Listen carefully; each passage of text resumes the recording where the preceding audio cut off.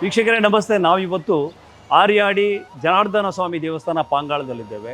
ಸುಮಾರು 1,500 ವರ್ಷಗಳ ಇತಿಹಾಸ ಇರುವಂತಹ ಪುರಾಣ ಪ್ರಸಿದ್ಧವಾದಂಥ ದೇವಸ್ಥಾನವಿದು. ಇದೀಗ ಬ್ರಹ್ಮ ಕಲಶೋತ್ಸವದ ಸಂಭ್ರಮದಲ್ಲಿದೆ. ಒಂದು ಸಾರಿ ಈ ದೇವಸ್ಥಾನವನ್ನು ಸುತ್ತಾಕಿ ಬರೋಣ ಬನ್ನಿ.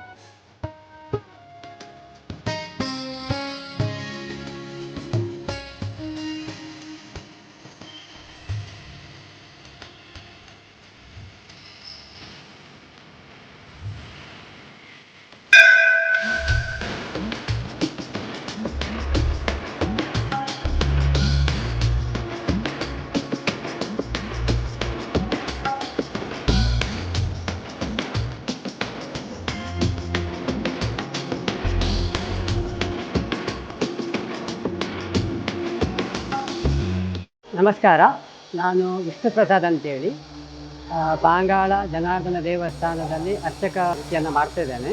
ಸಾಧಾರಣ 6 ತಲೆಮಾರುಗಳಿಂದ ನಾವಿಲ್ಲಿ ಅರ್ಚಕ ವೃತ್ತಿಯನ್ನು ಮಾಡ್ತಿದ್ದೇವೆ. ಈ ದೇವಸ್ಥಾನ ಪಾಂಗಾಳದಲ್ಲಿ ಆರ್ಯಾಡಿ ಅನ್ನುವಂಥ ಸ್ಥಳದಲ್ಲಿ ಮೊದಲು ನೆಲೆಗೊಂಡಿತ್ತು, ಇಲ್ಲಿತ್ತು.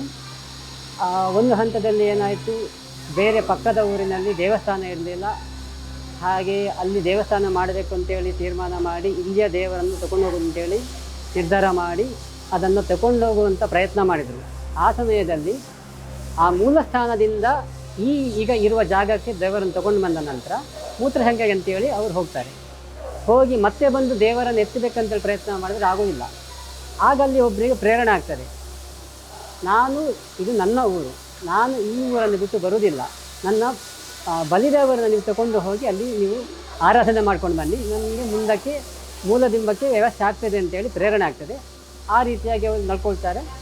ಸೊ ಅಲ್ಲಿಂದ ಈ ದೇವಸ್ಥಾನದಲ್ಲಿ ಬಲಿಮೂರ್ತಿ ಇಲ್ಲ, ಆದರೆ ಅಲ್ಲಿ ಪ್ರತಿ ವರ್ಷ ಕೂಡ ಉತ್ಸವಕ್ಕೆ ಆ ಕಾಪುವಿನಿಂದ ಬಂದು ಉತ್ಸವವನ್ನು ಮಾಡಿ ಹೋಗುವಂಥ ವ್ಯವಸ್ಥೆ ಆಗ್ತದೆ.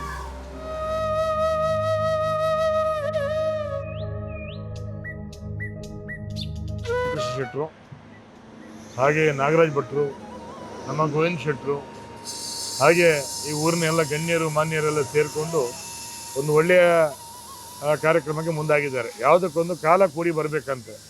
ಶಾಸ್ತ್ರ ಒಂದು ಕಡೆ ಹೇಳ್ತಾರೆ, ಕಾಲೋ ಹಿ ದುರಿತಕಮಃ ಕಾಲಸ್ಯ ಕುಟಿಲಾಗತಿ ಕಾಲಾಯ ತಸ್ಮನಮ ಅಂತೇಳಿ. ಅಂದರೆ ಯಾವ ಕೆಲಸವನ್ನು ಯಾರು ಯಾವತ್ತಿ ಮಾಡಬೇಕು ಅಂತೇಳಿ ದೈವ ಚಿತ್ತಕ್ಕೆ ಬರಬೇಕು, ಮತ್ತು ದೈವ ಆ ಕೆಲಸವನ್ನು ನಮ್ಮ ಚಿತ್ತಕ್ಕೆ ಒಂದು ನಡೆಸಿಕೊಡ್ಬೇಕಂತ.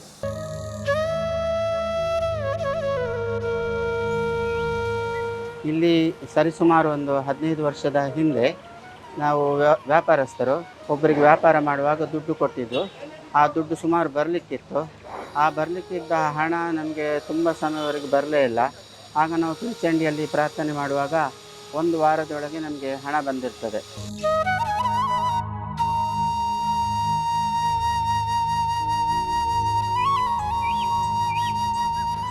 ಆ 2024 ಮಾರ್ಚಲ್ಲಿ ಭೂಮಿ ಪೂಜೆ ನಡೆದು ಕಟ್ಟಡದ ಕಾಮಗಾರಿ ಪ್ರಾರಂಭ ಆಗಿತ್ತು. ಸುಮಾರು 3 ಕೋಟಿ ಅಂದಾಜು ವೆಚ್ಚದಲ್ಲಿ ಕಟ್ಟಡ ಬರ್ತಾ ಇದೆ. ಭೋಜನ ಶಾಲೆ, ಅಡುಗೆ ಕೋಣೆ, ಹಾಗೆ ಗೋಪುರ, ಅಂಬಿಲಗಳು ಇದೆಲ್ಲ ಸೇರಿ ಬರ್ತಾ ಉಂಟು.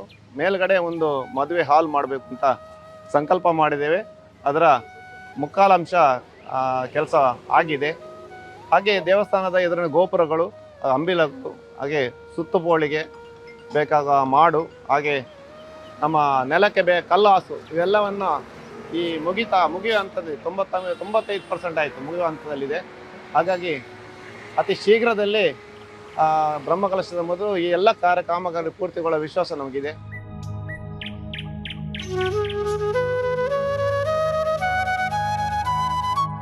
ನಮ್ಮ ಊರದ ಪಾಂಗಾಳ ದೇವಸ್ಥಾನ 1,200 ವರ್ಷ ಪುರಾಣ ಆದ ದೇವಸ್ಥಾನ ಅದುಂಡು. ಅವು ಜೀರ್ಣೋದ್ಧಾರ ಹೊರ ಅದು ಕಂಪ್ಲೀಟ್ ಕುಡಾರ ಇಂಕುಲವೇನ ಕರೆಕ್ಟ್ ಜೀರ್ಣೋದ್ಧಾರ ಮಲ್ತದ್ದು ಎಡ್ಡೆಡೆ ಒಂದು ಮಲ್ತೊಂದಿಲ್ಲ.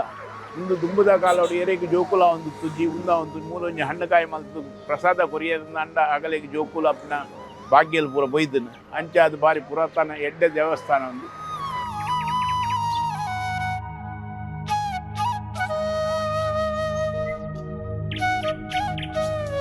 ಎಲ್ಲ ಜನ ಜೋಕುಲಿಗೆ ಕೊಂಡ ಸಂತತಿ ತೆಗಿಗೆ ಐಕೆ ದೇವ್ರನ್ನ ಬತ್ತು ಪ್ರಾರ್ಥನೆ ಮಲ್ಪಿನದಾಗ ಕೊಂಡ ಸಂತತಿ ಆವಡೊಂದು ಅಂದ ಉತ್ಸವದ ಮನ ಇದನ್ನ ಸಮಾಧಾನ ನೀಡಲು ವಹಿಸೋದು.